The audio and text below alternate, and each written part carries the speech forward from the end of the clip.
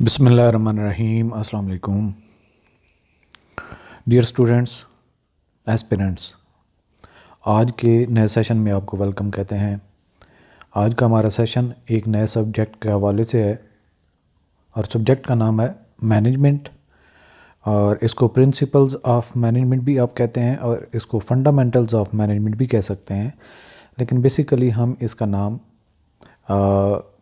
Principles of management या सिर्फ management के नाम से ही लेके चलेंगे।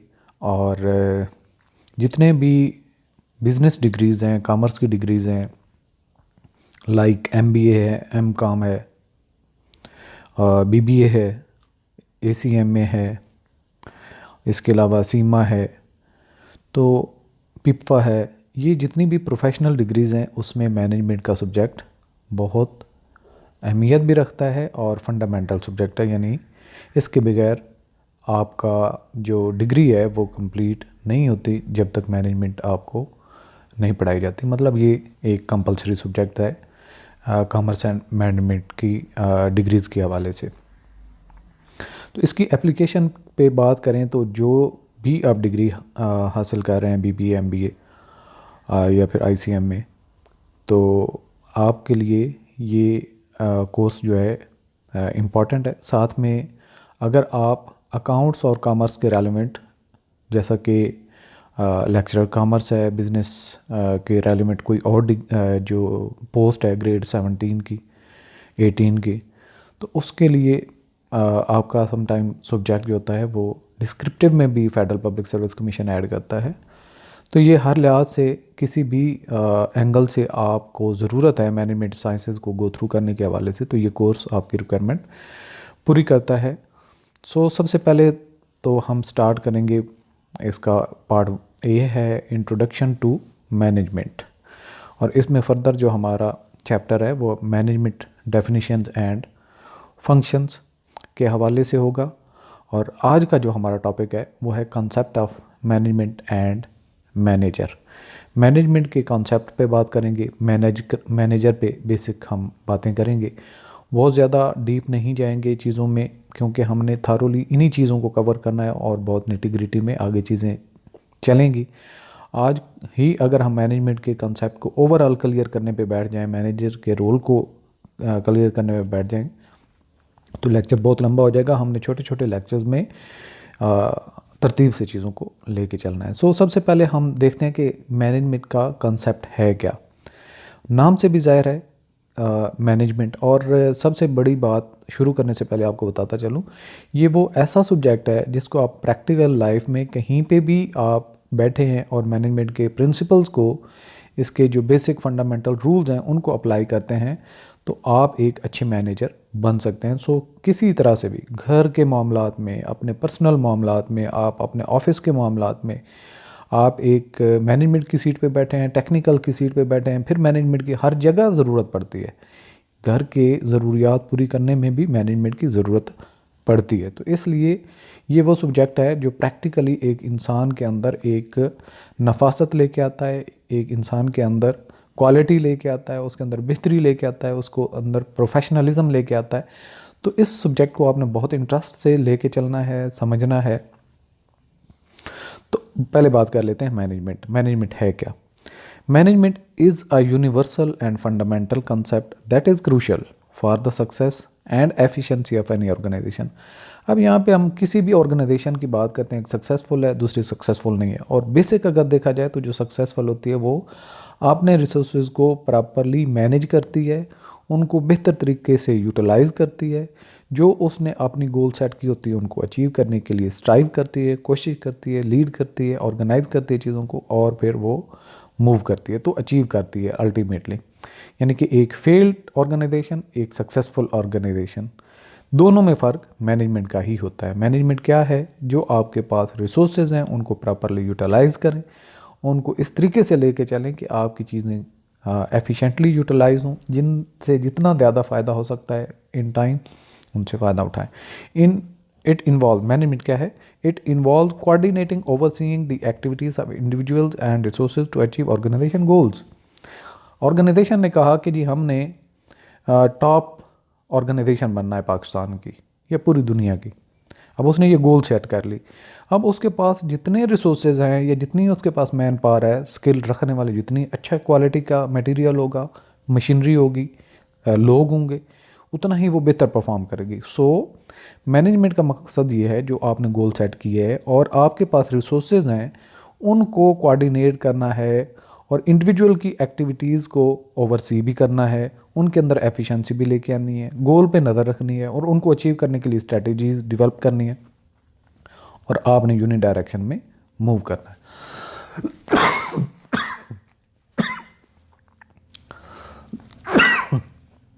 सॉरी।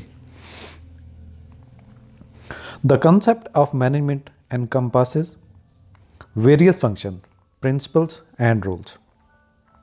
जो मैनेजमेंट का फंक्शन है वो क्या है? The concept of management encompasses various functions, principles and rules. इस मैनेजमेंट के अंदर फंक्शंस भी काफ़ी सारे इन्वॉल्व हैं, प्रिंसिपल्स भी हैं और रूल्स भी हैं, जिनको वन बाय वन हम कवर करेंगे। सबसे पहले हम बात कर लेते हैं मैनेजमेंट के फंक्शंस पे। इसको मैं बहुत डीप नहीं जाऊंगा, हालांकि इनके ऊपर एक एक पूरा हमारा जो है वो एक पार्ट होगा, प्लानिंग के ऊपर, ऑर्गेनाइजिंग के ऊपर, लीडिंग के ऊपर, कंट्रोलिंग के ऊपर। सो ये हम बेसिकली थोड़ा थोड़ा इसको टच अभी कर लेते हैं इस स्टेज पे, क्योंकि हमारा इंट्रोडक्टरी सेशन है। सबसे पहले तो है ये कि प्लानिंग है क्या, कि गोल जब आप सेट करते हैं, ऑब्जेक्टिव सेट करते हैं या डिटरमिन करते हैं कि आपका कोर्स ऑफ एक्शन क्या होगा, कहाँ तक आपने पहुँचना है, तो सेटिंग गोल्स का मकसद है कि प्लान बनाना, और इसी एक्शन को प्लानिंग कहते हैं। अब जब ये प्लान आप कर लेते हैं तो आप रिसोर्सेज और टास्क को इस तरीके से तरतीब देते हैं और ताकि आप अपने प्लान्स की तरफ कैसे बढ़ सकें। आपको ऑर्गेनाइज़ करना होता है कि एक ऑर्गेनाइजेशन है वो बनाना चाहते हैं, दुनिया की टॉप 10 में से वो एक हो या दुनिया की टॉप 1 में से एक हो, तो उसके पास उसका गोल क्या है बता दिया कि ये प्लान है हमारा। अच्छा, तो उसके बाद आपने एरिया चूज़ करना है कि किस एरिया में आप ये काम करना चाहते हैं, वो भी आपने चूज़ कर लिया। उसके बाद आपको इस तरह के रेलेवेंट एक्सपर्ट लोग चाहिए, वो भी आपने चुन लिए। रिसोर्सेज कौन कौन से चाहिए वो भी आपने देख लिए। अब उनको आपने यूटिलाइज करना होता है। ये होता है हर चीज़ को ऑर्गेनाइज करना, कि स्टेप 1 पे क्या करना है, 2, 3, 4 अब हम मूव करेंगे। जब ये सारी ऑर्गेनाइज कर लेते हैं चीज़ों को, फिर आपने लीड करना होता है। आप बिस्मिल्लाह पढ़ते हैं और शुरू हो जाते हैं अपने सफ़र की तरफ। Guiding and motivating employees to achieve organisation objectives. अब लास्टली क्या होता है कि जो चीज़ें आप कर रहे होते हैं, आपने देखा होता है कि साल में हमने इस हद तक काम करना है या यहाँ तक पहुँच जाएंगे। जब आप एक्चुअली देखते हैं कि क्या आपने वो अचीव किया, अचीव कर लिया, ज़बरदस्त। अचीव नहीं किया तो फिर आप क्या करते हैं, मेजर्स लेते हैं, कंट्रोल करते हैं, जहाँ पे लैप्स हैं, जहाँ पे कहीं पे मसले आ रहे हैं, उनको रिमूव करने की कोशिश करते हैं और कंट्रोल करते हैं और उसको दोबारा पटड़ी पे लेके आते हैं, ताकि हम जिस प्लान के मुताबिक जिस मंजिल की तरफ जाना चाह रहे थे, हम सही डायरेक्शन में जा रहे हैं। इस सारे मेजरमेंट्स को कंट्रोलिंग कहते हैं। Monitoring performance, comparing it with goals and making necessary adjustments. अब मैनेजमेंट के प्रिंसिपल्स क्या हैं? यूनिटी ऑफ कमांड, यानी कि एक इंडिविजुअल है उसके एक ही सुपरवाइज़र हो। ये नहीं है कि एक इंडिविजुअल है उसके 5 बंदे सुपरवाइज़ कर रहे हैं, कोई कुछ कहता है कोई कुछ कहता है, तो वो सही काम नहीं कर सकेगा। ये मैनेजमेंट के प्रिंसिपल में से एक है कि यूनिटी ऑफ कमांड होनी चाहिए। Each employ should have 1 direct supervisor. दूसरा क्या है?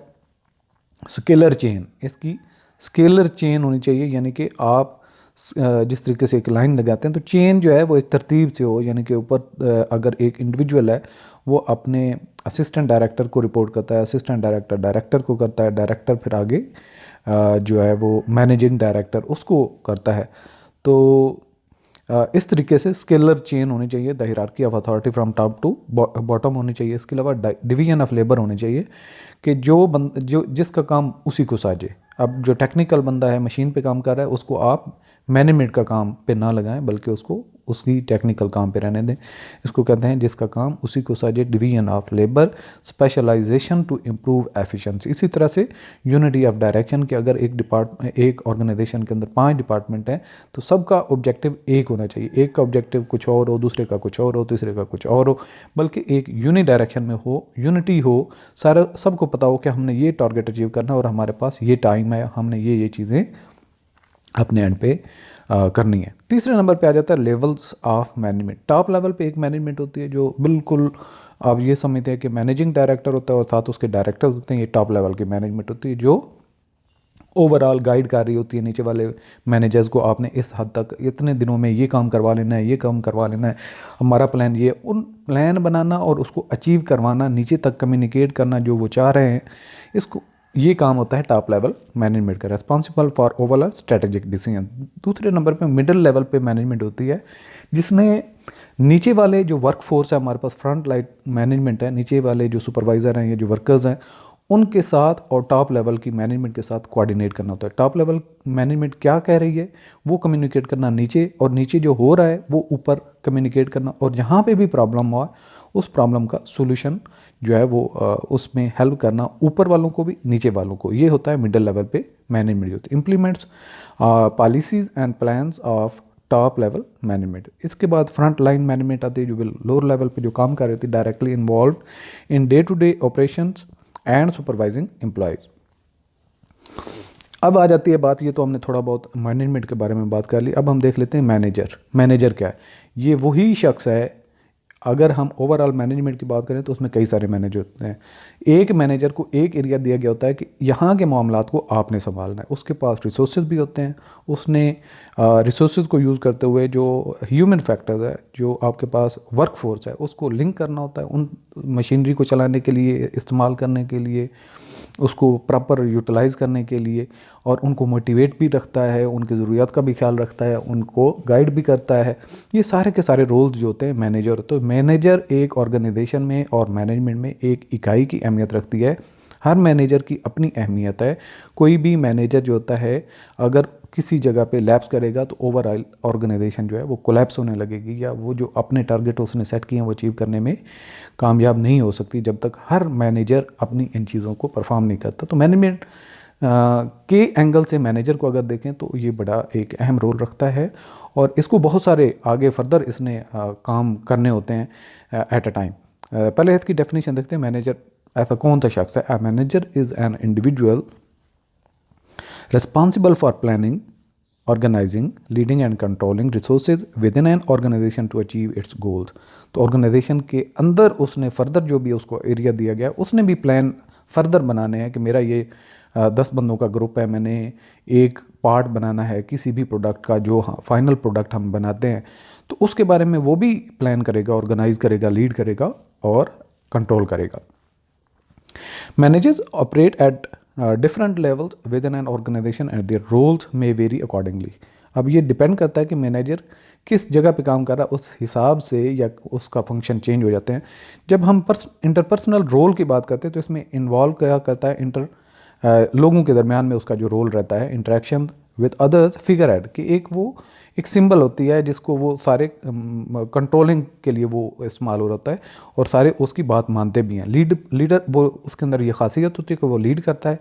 इसके अलावा उसकी खासियत होती है कि वो नीचे जहाँ पे जो मसला होता है, जो परफॉर्मेंस होती है, उसको रिपोर्ट ऊपर करना और कनेक्टिविटी क्रिएट कर रहा होता है। इसके बाद उसने कुछ इन्फॉर्मेशन कम्युनिकेट करनी भी होती है, रिसीव भी करनी होती है, मैनेज भी करनी होती है कि हर बात कहने वाली नहीं होती, हर बात समझाने वाली नहीं होती, हर बात ऊपर पहुंचाने वाली नहीं होती, हर बात ऊपर की नीचे तक हर वक्त सारी की सारी बातें कम्युनिकेट नहीं करनी होती, बल्कि इन्फॉर्मेशन उसके पास होती है लेकिन उसको प्रॉपरली हैंडल करता है। Dealing with the processing of information, यानी कि उसको मॉनिटर भी करता है, डिसमिनेट भी करता है और एज अ स्पोक पर्सन भी काम करता है। अच्छा, इसके बाद उसके कुछ फैसले उसने करने होते हैं, डिसीजन मेकिंग उसके पास होनी चाहिए कि अगर फर्ज के 5 टास्क दे दिए गए हैं, उसको खुद डिसीजन करना है कि प्रायोरिटी किसकी है और उसको वो कंप्लीट कब तक करवा सकता है। Involving decision making entrepreneur, disturbance handler, resource allocator और एज ए निगोशिएटर काम करता है। इनकी तफसील हम बाद में डिटेल में जाएंगे। अच्छा, इसके बाद आ जाती है जी मैनेजमेंट की स्किल्स जो है वो या सॉरी मैनेजर की स्किल्स क्या होनी चाहिए। एक तो टेक्निकल उसके पास स्किल होनी चाहिए, the ability to use specific techniques and procedure, जो टेक्निकली चीज़ों को हैंडल करने की भी उसके अंदर सलाहियत होनी चाहिए। इसके अलावा ह्यूमन स्किल भी होनी चाहिए, the ability to work effectively with others, और उनको मोटिवेट कर सकता हो, उनके साथ मिल के काम कर सकता हो, उनको समझा सकता हो जहाँ पे उनको प्रॉब्लम हो। इसके अलावा उसके अपने कॉन्सेप्ट क्लियर होने चाहिए कि जिस जगह पे वो वर्किंग कर रहा है उसका क्या रोल है, और नीचे से काम के साथ तक कितना उनको प्रेशराइज करके कितना उसने परफॉर्मेंस उनसे लेनी है। इसके अलावा टॉप लेवल की जो मैनेजमेंट है उनको कैसे उसने मुतमिन करना है और उनको कम्युनिकेट करना है कि नीचे क्या इश्यूज़ हैं। सो ये उसके कॉन्सेप्ट की बेसिस पे होता है। जब डिस्कशन चल रही होती है तो वो सारी चीज़ें इन पे गौर करता है। The ability to understand and analyse complex situation. इसके अलावा मैनेजेरियल चैलेंजेस उसके पास होते हैं, उनके साथ वो डील करता है, यानी कि एक ग्लोबलाइजेशन का चैलेंज है, dealing with international markets and competition. इसके अलावा टेक्निकल चैलेंजेस होते हैं जो कि टेक्निकल चैलेंजेस में ये आता है कि adopting to advancements in technology, कि जो पहले आप मशीनरी यूज़ कर रहे हैं नहीं आती और डिजिटल होती है, उसमें कुछ और जो होती है वो खासियत होती है, स्पीड ज़्यादा होती है। तो ये टेक्नोलॉजिकल चैलेंजेस भी जो है चेंज उसके साथ अपने आप को अडॉप्ट करना होता है, उसके साथ लिंक करना होता है, उसकी आदत डालनी होती है। इसके अलावा डाइवर्सिटी मैनेजिंग डाइवर्स वर्कफोर्स, यानी कि कई सारे लोग हैं, कोई सिंध से, कोई बलूचिस्तान से हो सकता है, जो फॉरेन लेवल पे ऑर्गेनाइजेशन होती है, कोई पाकिस्तान से, कोई इंडिया से। तो बहुत वर्कफोर्स डाइवर्स होती है, उसको मैनेज करने की भी सलाहियत मैनेजर के पास होनी चाहिए। इसके अलावा एथिकल डायलिमा है, making decisions in line with the ethical principles. वो खुद भी सच्चा हो, ईमानदार हो, टाइम पे आने वाला हो, अपने वर्क के साथ वो लगन हो, डेडिकेटेड हो, तभी वो जो है एथिकल डायलेमा के साथ डील कर सकता है। तो ये वो हैं मैनेजरियल चैलेंजेस एक मैनेजर को जो रहते हैं। इसके अलावा एवोल्यूशन ऑफ मैनेजमेंट थाट, जो मैनेजमेंट के मुतालिक जो थाट है वो क्या है कि पहले क्लासिकल अप्रोच थी जो एफिशिएंसी और प्रोडक्टिविटी पे फोकस करती थी कि हर बंदा जो है वो एफिशिएंट और प्रोडक्टिव होना चाहिए। बाद में जब मैनेजमेंट की जो थ्योरीज़ हैं उनमें चेंज आई, उसमें रेवोल्यूशन आया, तो ह्यूमन रिलेशंस अप्रोच आ गई कि जो ह्यूमन रेलेवेंट फैक्टर्स हैं, यानी कि emphasise the importance of human factors in work place, कि वर्क प्लेस पे ह्यूमन फैक्टर्स जो है वो बड़ी अहमियत रखता है, उनके आपस में रिलेशंस और उनकी आपस में अंडरस्टैंडिंग की बेसिस पे जो है वो एक काम होता है, वो पायदार होता है, ज़्यादा उसके अंदर जो है वो एफिशिएंसी होती है, प्रोडक्टिविटी होती है और एरर फ्री होता है। मॉडर्न अप्रोचेज जो आती हैं वो इंक्लूड सिस्टम थ्योरी, के सिस्टम आपका बेहतर होना चाहिए, कॉन्टीजेंसी थ्योरी है, और इसके अलावा क्वालिटी मैनेजमेंट, यानी कि क्वालिटी को ओवरऑल आप फोकस करके अपनी प्रोडक्ट को बेहतर से बेहतर लेके चलते हैं, जिसमें कम से कम आपकी मिस्टेक। ये मॉडर्न अप्रोचेज हैं। तो जो मैनेजमेंट के थाट्स हैं, यानी कि क्लासिकल अप्रोच आई, फिर उसके बाद ह्यूमन रिलेशंस की अप्रोच को फोकस किया गया। अब जो है मॉडर्न अप्रोच है, उसमें फर्दर सिस्टम थ्योरी है, कॉन्टीजेंसी थ्योरी और क्वालिटी मैनेजमेंट थ्योरी है। इन थ्योरीज़ को भी हम डिटेल से आगे चल के डिस्कस करेंगे, लेकिन अभी हम इसकी सिर्फ अंडरस्टैंडिंग किया तक। सो आज के टॉपिक के हवाले से या आज की जो हमारा लेक्चर है इसके हवाले से अब हम एक क्विज़ की तरफ मूव करते हैं। क्वेश्चन नंबर 1 है, what is the primary role of management in an organisation? Option A financial analysis, option B coordinating resources to achieve goals, option C marketing strategy, option D employee training. Right option is B coordinating resources to achieve goals. Question number 2 है, which function of management involves setting goals and determining the best course of action? Option A controlling, option B leading, option C planning, option D organizing. Right option is planning. Question number 3, what principle suggests that each employee should have one direct supervision? अगर direct supervision उसकी 1 हो तो उसको क्या कहते हैं? Unity of command, scalar chain, division of labour, unity of direction. Right option is unity of command. Question number 4, which managerial role involves guiding and motivating employees to achieve organization objectives? Monitor के तौर पे, डिसमिनेटर के तौर पे, leader के तौर पे, या फिर स्पोक पर्सन के तौर पे उसका रोल होता है? Right option is C leader. Question number 5, what level of management is responsible for overall strategic decisions? Option हमारे पास top level management, B middle level management, C front line management, D operational management.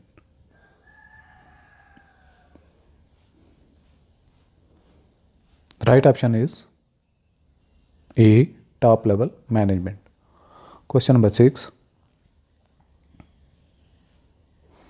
Which managerial skill involves the ability to work effectively with others? Option A, technical skills. Option B, human skills. Option C, conceptual skills. Option D, analytical skills.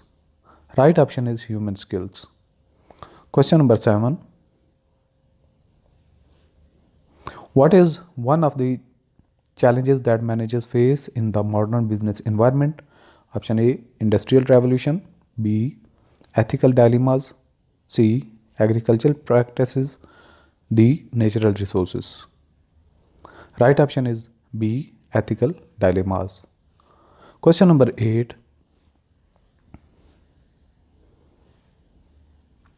Which approach to management emphasizes the importance of human factors in the workforce? Option A, classical approach. Option B, human relations approach. Option C, modern approaches. D, system approaches. Right option is human relations approach. Question number 9. Which managerial role involves processing information and serving as spokesperson for the organization? Option A, entrepreneur. B, monitor. C, disseminator. D, negotiator. Right option is disseminator. Question number 10. What managerial skills involve the ability to understand and analyze the complex situations? Option A, technical skills. B, human skills. C, conceptual skills. D, time management skills. Right option is conceptual skills.